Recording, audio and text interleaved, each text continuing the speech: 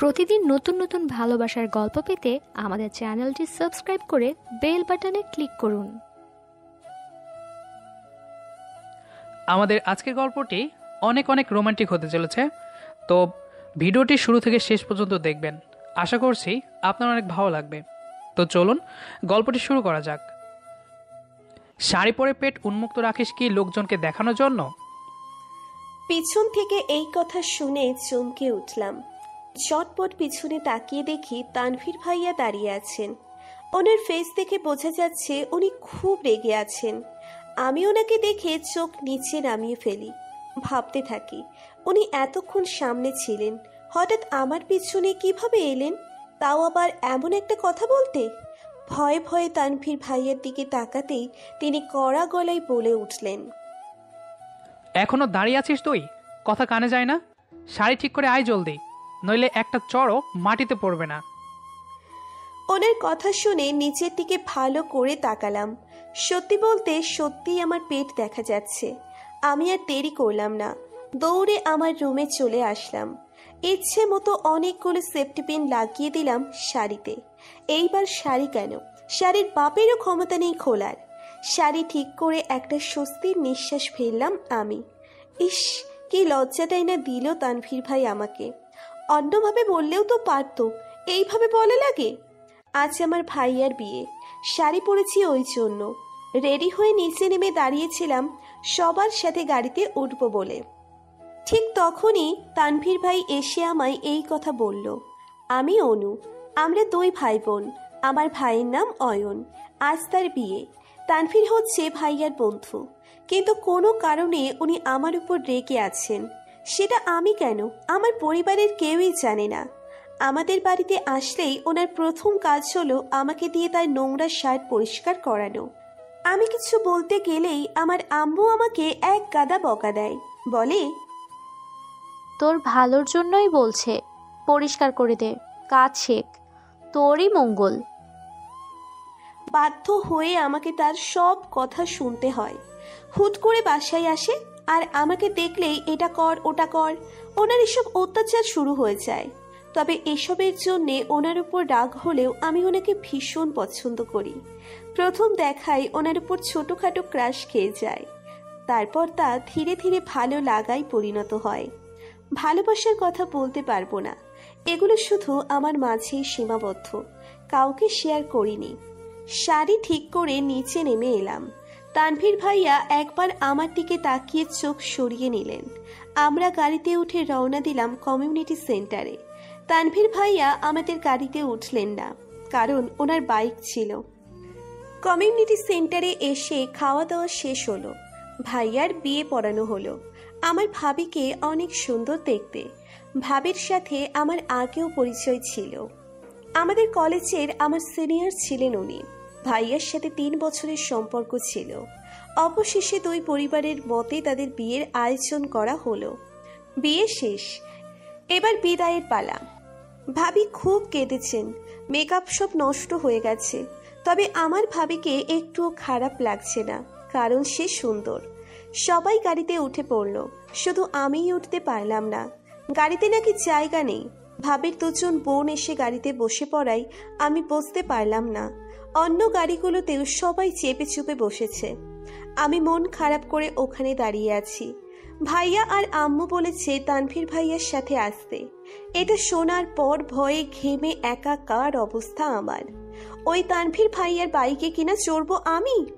একা পেয়ে কখনো আমাকে বাইক থেকে ফেলে দেন। ওনাকে এক দণ্ড বিশ্বাস নেই আমার, কিন্তু কিছুই করার নেই। সবাই গাড়ি নিয়ে সাই সাই করে চলে গেল আমার সামনে দিয়ে।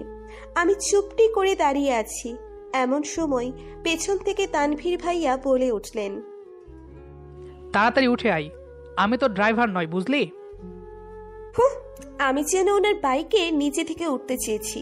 ড্রাইভার তো দূরে থাক, আপনাকে কেউ কাজের লোকেরও কাজ দিবে কিনা আমার তার সন্দেহ। মনে মনে এসব ভাবছি আর হাসছি খুব। হুট করেই তানভীর ভাইয়া এসে আমার হাত টেনে আমাকে বাইকের সামনে দাঁড় করান। উনি বাইকে উঠে বসেছেন, তারপর আমাকে উদ্দেশ্য করে বললেন, তোর পিছনে টাইম নষ্ট করার কোনো ইচ্ছে নেই আমার, উঠে বস, নইলে একা রেখে চলে যাব। ওনার কথায় তড়িঘড়ি করে উঠে ওনার পিছনে উঠে বসলাম আমি। মুহূর্তেই উনি বাইক স্টার্ট দিলেন। এটা বাইক না প্লেন আমি কিচ্ছু বুঝতে পারছি না। এত স্পিডে কেউ বাইক চালায়? এদিকে আমি নিজের ব্যালেন্স ধরে রাখতে পারছি না। বারবার হাতটা ওনার কাঁধে গিয়ে পড়ছে। কিছু দূর যেতেই আমি বাইক থেকে পড়ে গেলাম রাস্তায়। কয়েকটা গড়াগড়ি খেয়ে থামলাম একটা গাড়ির সামনে। ব্যথায় হাত পা একেবারেই অবশ হয়ে গেছে। অনেক চোট পেয়েছি, রক্তও পড়ছে অনেক। বাইকের চাকার সাথে আমার শাড়ির আঁচল মুড়ে গিয়েছিল, তাই এই দুর্ঘটনা। তানভীর ভাইয়া দৌড়ে বাইক থেকে নেমে এলেন আমার কাছে। আমার চোখ দিয়ে পানি পড়ছে, ব্যথায় কাতরাতে থাকলাম আমি। তানভীর ভাইয়া আমাকে এক ঝটকায় কোলে তুলে নিলেন। তারপর কোথাও যেতে যেতে বললেন, শাড়ি সামলাতে না পারলে শাড়ি পরিস কেন? এই অবস্থাতেও আমাকে বকতে ওনার বুকে বাঁধল না? কি নিষ্ঠুর উনি! একটা অটো করে আমাকে হাসপাতালে নিয়ে এলেন উনি। স্যালাইন লাগিয়ে দেওয়া হলো আমাকে। ডাক্তারেরা ওনাদের কাজ করছেন। আমি চুপ করে শুধু তানভীর ভাইয়ার দিকে তাকিয়ে আছি। উনি চোখ গরম করে আমার দিকে তাকাতেই সাথে সাথে চোখ বন্ধ করে ঘুমের দেশে হারিয়ে গেলাম আমি। ভাইয়ার বিয়ের 3 মাস শেষ হলো আজ। বাসায় আজ কিসের যেন আয়োজন করছে আম্মু, আব্বু, ভাইয়া আর ভাবি মিলে। আমি কিছুই বুঝতে পারছি না, আমাকে বলাও হয়নি কিছু। তানভীর ভাইয়া রোজ রোজ আমাদের বাসায় আসেন এখন। আগের মতন আমাকে আর তার নোংরা শার্ট পরিষ্কার করতে বলেন না উনি। এটা আমার খুব ভালো লেগেছে। যাক, শেষমেশ একটা কাজ থেকে মুক্তি পেলাম। আজও তানভীর ভাইয়া এসেছেন। আমি টিভি দেখছিলাম। আমাকে দেখে আমার পাশে উনি বসে পড়লেন। আমার কেমন যেন অস্বস্তি হচ্ছিল, তাই উঠে চলে এলাম আমার রুমে। ওকে চুকি দিয়ে দেখছি তানভীর ভাইয়া আছেন কিনা। না, নেই। যাক, বাঁচা গেছে। একটু পর আম্মু এসে আমাকে একটা শাড়ি আর কিছু গয়না দিয়ে বললেন, অনু, চট করে রেডি হয়ে নে, আজ তোকে দেখতে আসবে। অসময়ে একথা শুনে আমি স্তব্ধ হয়ে গেলাম। আমাকে তো আগে এসব বলেনি আম্মু। কে আসবে? কারা আসবে? আমি এখন বিয়ে করব না। আম্মু একটা রাম ধমক দিলেন আমাকে। তোর ভাবের ফুফাতো ভাই, ছেলেটা খুব ভালো, সরকারি চাকরি করে, দেখতে শুনতেও মোটামুটি ঠিকঠাক। তোর জন্য প্রস্তাব আসছে, তাই রাজি হয়ে গেলাম। আম্মু এসব বলেই চলে গেল। সরকারি চাকরিওয়ালা ছেলে বলেই কি আমাকে বিয়ে দিয়ে দিতে হবে? আমার মত একটুও নিল না। ভাবি এসে আমাকে রেডি করিয়ে দিল। কিছুক্ষণ পর পাত্রপক্ষ এলো। আমাকে তাদের সামনে নিয়ে বসানো হলো, কিন্তু আমার নাম ধাম ছাড়া অন্য কিছুই জিজ্ঞেস করলো না আমাকে। ছেলেটা কে এক নজর দেখলাম। হ্যাঁ, ঠিকই আছে, হ্যান্ডসাম বেশ, কিন্তু মনে যাকে একবার ভালো লেগে যায় তার সামনে 1000 গুণ সম্পূর্ণ কেউ এলেও তাকে ভালো লাগবে না, কিছুতেই না। মনের মানুষ সবার থেকে আলাদা হয়। এখন এই মুহূর্তে আমার একটা গান মনে পড়ছে, মন যাকে চাই তাকে পাই না, স্বপ্ন আমার ভাঙা আয়না। Like seriously? আমাকে আংটি পরিয়ে দিয়ে চলে গেল তারা। রুমে এসে খুব কাঁদলাম আমি। এই মুহূর্তে শুধু একজনের চেহারাই আমার চোখের সামনে ভাসছে, আর সে হলো তানভীর ভাই। আমার ভালো লাগা যে কবে ভালোবাসায় পরিণত হয়ে গেছে বুঝতেই পারিনি আমি। তানভীর ভাইয়াকে কোনো দিনও বলতে পারবো না যে আমি তাকে ভালোবাসি। ওনার যা রাগ, তুলে কবে আছাড় টাছাড় দিয়ে দেন। ভাবতেই ভয় লাগে। তানভীর ভাইয়াকে আমি জল্লাদের মতো ভয় পাই। মনে একরাশ কষ্ট নিয়ে আমি বিয়েতে রাজি হয়ে গেলাম। কি করব আর? আমি কিছুতেই বলতে পারবো না কাউকে যে আমি তানভীর ভাইয়াকে ভালোবাসি। কেউ মেনে নিবে কিনা জানা নেই। যদি আমার কারণে আমার ভাইয়ার আর তানভীর ভাইয়ার বন্ধুত্ব নষ্ট হয়ে যায়। অবশেষে এলো আমার বিয়ের দিন। চুপচাপ বউ সেজে বসে আছি। একটু পর আমাকে নিচে যাওয়ার জন্য বলা হবে, বিয়ে পড়ানো হবে। মাঝখানে একটা পর্দা টাঙিয়ে দেওয়া হয়েছে। ওপাশে আমার হবু বর বসবে, আর এপাশে আমি বসবো। আজ তানভীর ভাইয়া শুভ্র রঙের একটা পাঞ্জাবি পরে এসেছে দেখলাম। ওনার মা বাবাও এসেছেন। ওনাকে দেখতে খুব সুন্দর লাগছিল।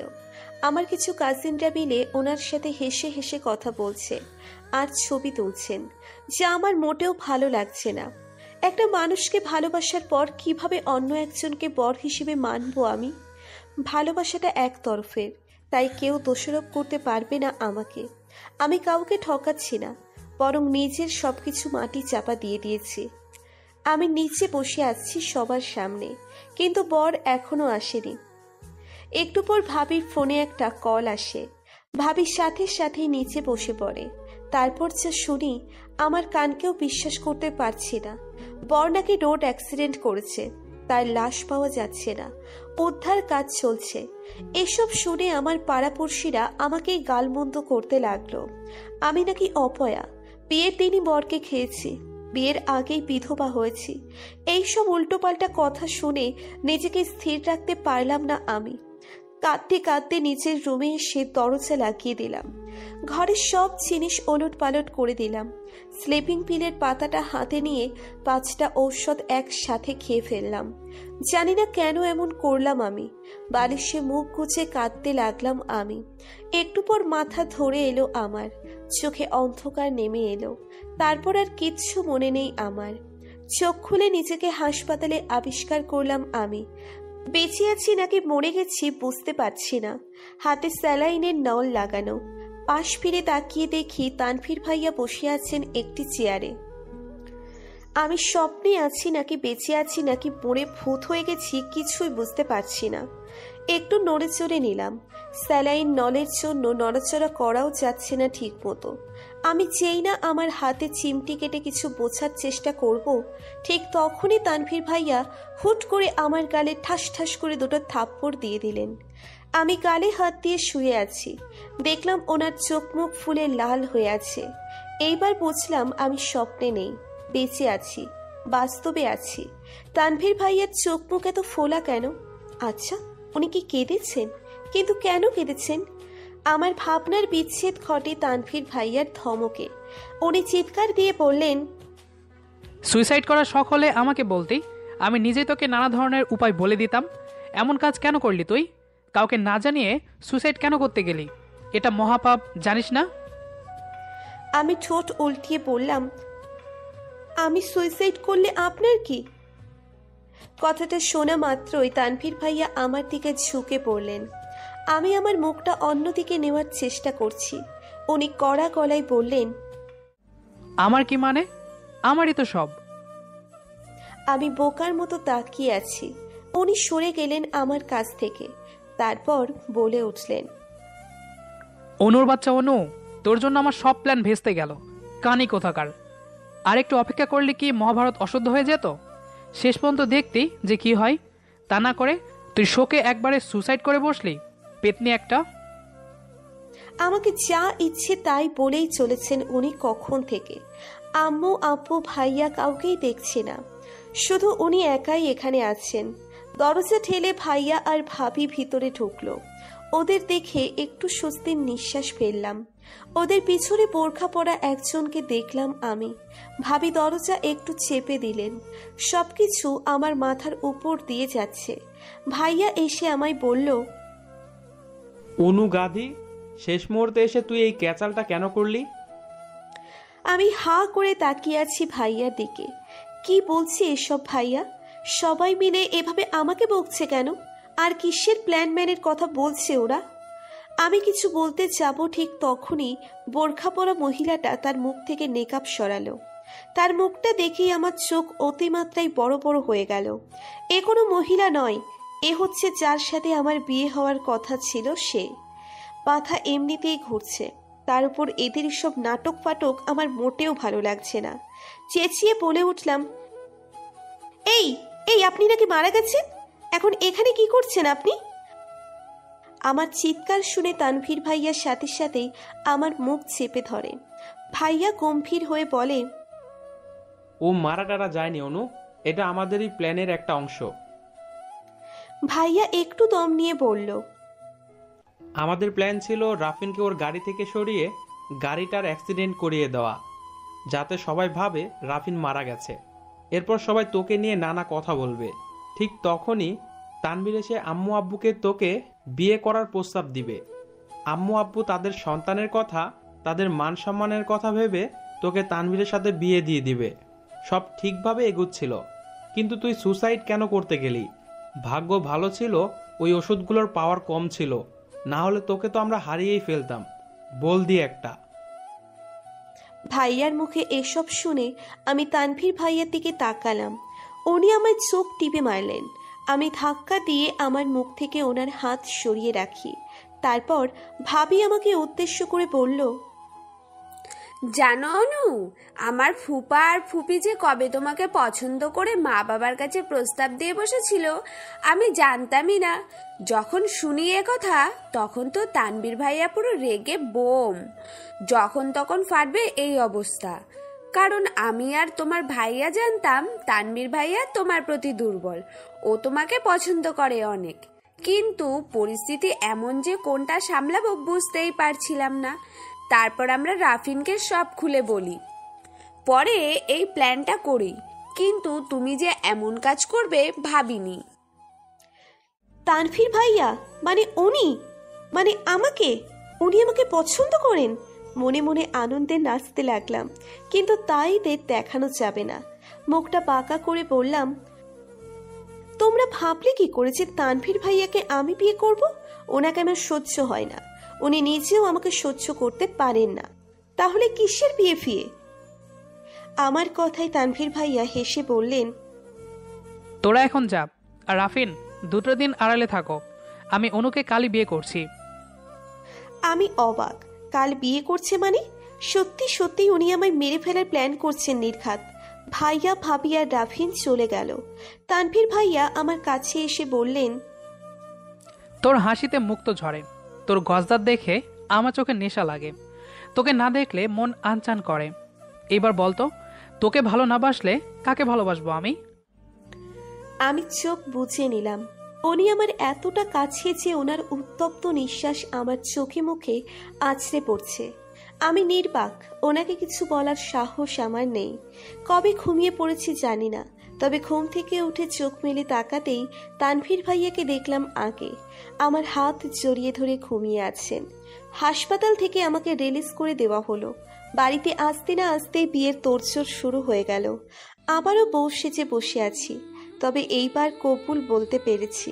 কিন্তু বর রাফিন না, তানভীর ভাই। আমি এখন আমার রুমে। আমাকে বিদায় দেওয়া হয়নি। বিদায় কার্যকাল সম্পূর্ণ হবে। বুকে কেউ হাতুড়ি পেটাচ্ছে বোধ হয়। এমন হচ্ছে কেন বুঝলাম না। তানভীর ভাইয়া ঝড়ের বেগে আসলেন রুমে। আমি হকচকিয়ে উঠলাম। আমাকে বলে উঠলেন, এই তুই এদিকে আয়, নামাজ পড়বো। আমিও নিচে নেমে চায় নামাজ পিছিয়ে একসাথে নামাজ পড়ে নিলাম। বেডের উপর পা তুলে বসতেই ধপ করে তানভীর ভাইয়া এসে আমার কোলে শুয়ে পড়ল। আমি বড় বড় চোখ করে ওনার দিকে তাকিয়ে আছি। উনি ধমক দিয়ে বললেন, অনুকানি, এভাবে তাকাস না। পরে কিছু হয়ে গেলে আমি তার দায় নিতে পারবো না। আমি রেগে গিয়ে বললাম, কি হবে? হ্যাঁ, আপনি আমার জীবন নষ্ট করে দিয়েছেন বিয়ে করে। আমি একজনকে ভালোবাসি জানেন, কিন্তু তার সাথে আমার বিয়ে হইল না। কষ্ট কাকে বলে কেউ আমায় এসে দেখে যাক। তানভীর ভাইয়া আমার কোমর জড়িয়ে ধরে বললেন, এই যে মিস্টার তানভীর সাহেব, আমি আপনাকে ভালোবাসি, মারাত্মক ভালোবাসি। আপনি কি তা জানেন? হুম, জানবেন না। আপনাকে বলার সাহস নেই আমার। শুধু জানি আপনাকে ছাড়া আমার চলবে না। তানভীর ভাইয়ার মুখে এ কথাগুলো শুনে বিস্মিত হলাম আমি। এগুলো তো আমার ডায়েরিতে লেখা ছিল। তার মানে উনি আমার ডায়েরি খুলে দেখেছেন? আপনি আমার ডায়েরি খুলে দেখেছেন? আমার ব্যক্তিগত জিনিসে হাত দিলেন কেন? উনি আমাকে আরো শক্ত করে জড়িয়ে ধরে বললেন, ডায়েরির মালিকই যখন আমার, তখন ডায়েরি ধরতে আপত্তি কোথায়? আমার মাথা টিপ। সুসাইড করে আমাকে কাঁদানোর শাস্তি এটা। আর সারা রাত তুই আমার মাথা টিপবি, ব্যথা করছে। কুইক। ব্যাস, আর কি করার আছে? ওনার রাম ধমক খেয়ে সারা রাত ধরে ওনার মাথা টিপতে হয়েছে আমাকে। কি আজব বর্ডে বাবা। তো যাই হোক, গল্পটি এ পর্যন্তই। আমাদের আজকের গল্পটি আপনার কাছে কেমন লেগেছে সেটি অবশ্যই কমেন্ট করে জানাবেন। আর নিয়মিত এরকম রোমান্টিক ভালোবাসার গল্প শুনতে আমাদের ইউটিউব চ্যানেল এবং ফেসবুক পেজটির সাথেই থাকবেন। ধন্যবাদ সবাইকে।